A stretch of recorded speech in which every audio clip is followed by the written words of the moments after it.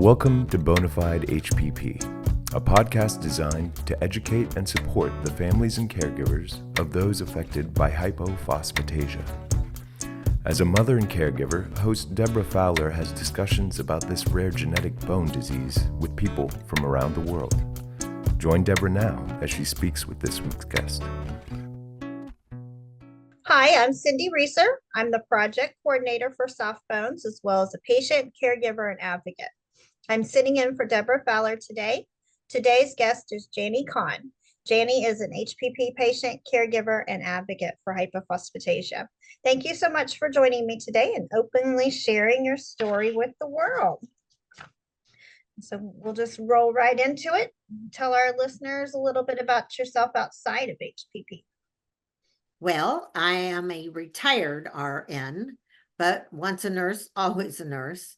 I've worked most of my career in doctors' offices, from peds to internal medicine and all of the specialty offices like rheumatology, urology, OBGYN, surgery, etc. I have 7 grandchildren, ages 8 to 18 years.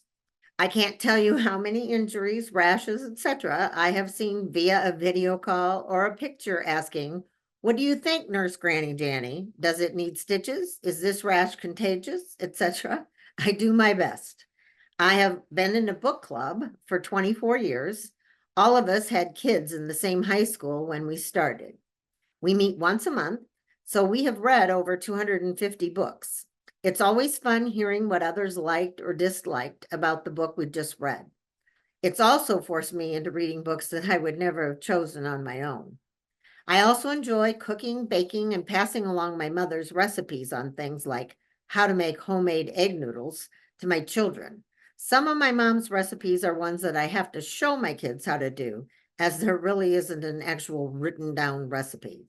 I have a great sense of humor, and I can usually come up with a joke or two. So when were you diagnosed with HPP and how did that actually come about? Well, I was diagnosed in 2020 at age 68 years old. In 1982, my son at age 2 lost his bottom 2 front teeth, roots and all. We took him to a dentist who did x-rays and told us that his permanent teeth were present on x-ray, so it must have just been a fluke. Then in 2016, that same son's daughter lost her bottom 2 teeth, roots and all, also at age 2. They took her to a dentist who did not take x-rays, but told them to see her pediatrician and be worked up for hypophosphatasia, or HPP. We were all shocked. Even as a nurse, I had never heard of HPP. My kids found 2 specialists, adult and pediatric, who specialize in HPP at Vanderbilt in Nashville. The first appointment was in 2020 during COVID.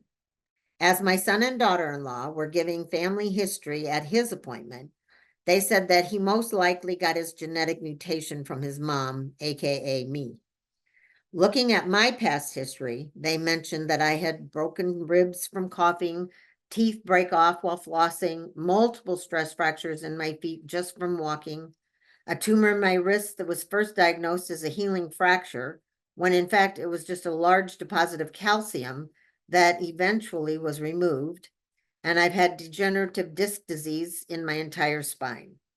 I also had consistently low alkaline phosphatase most of my life. The doctor at Vanderbilt did genetic testing on me, confirming my HPP, and asked if I would be willing to join her study of HPP.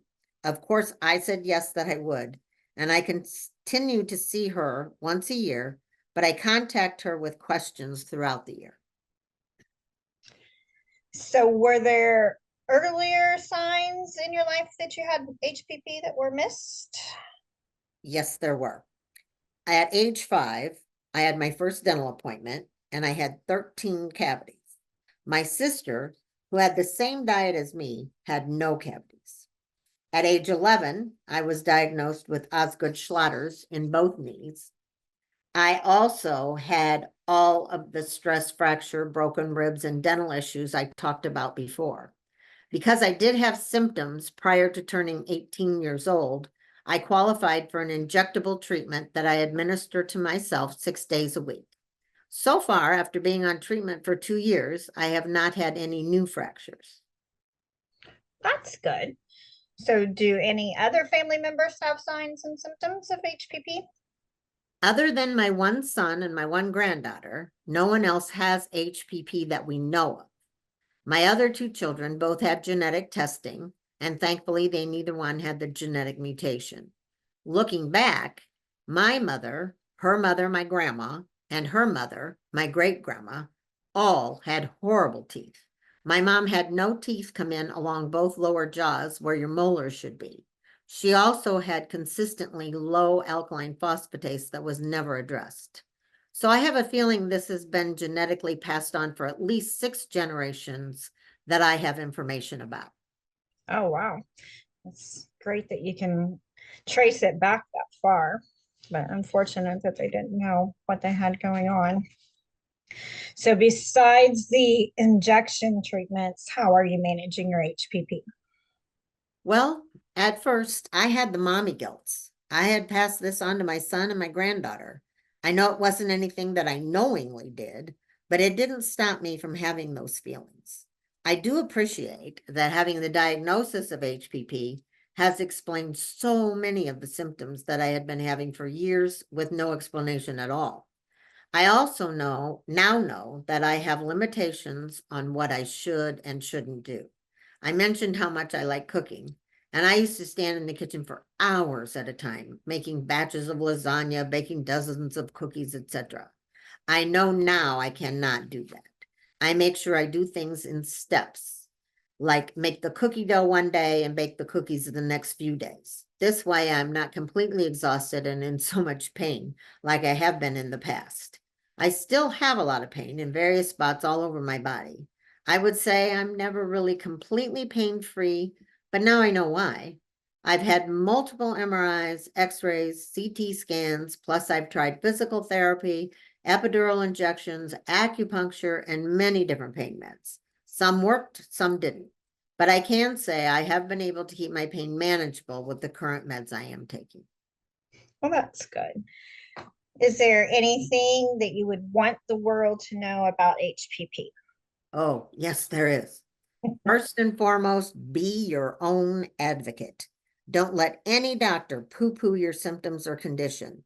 I take a handout with information about HPP to every appointment I go to, dental and medical, and I hand it to the doctor saying, because HPP is so rare, most of my physicians have never heard of it.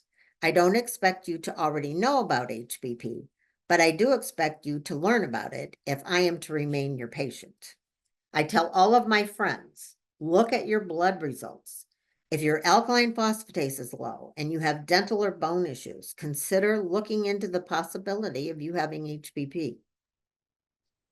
That's so great that you advocate and teach people, because a lot of people just have no idea, and doctors overlook that low alkaline phosphatase all the time. Is there anything else you would want to add? Well, yeah, I love teaching people about HPP. When they run into me and ask, how are you doing? I give them a brief account of my diagnosis of HPP.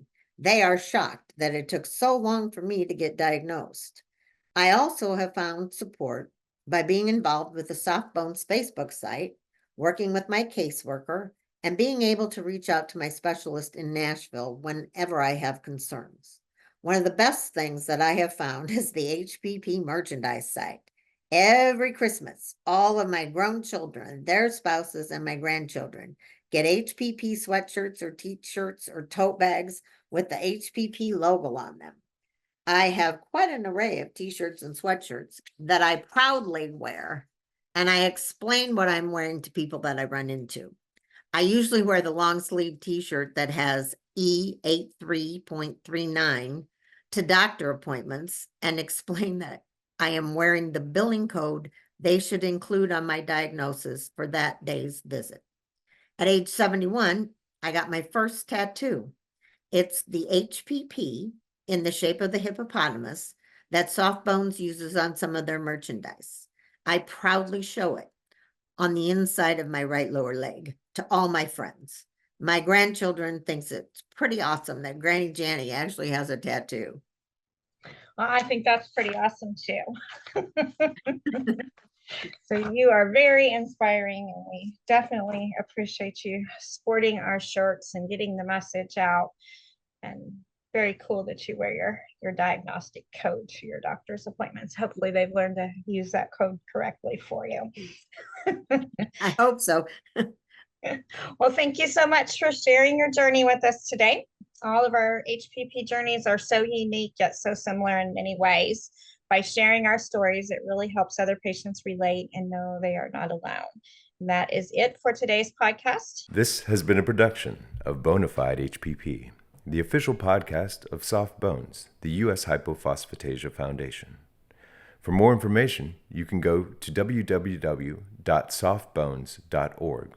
Or, to recommend a guest to be featured on Bonafide HPP, email us at info@softbones.org.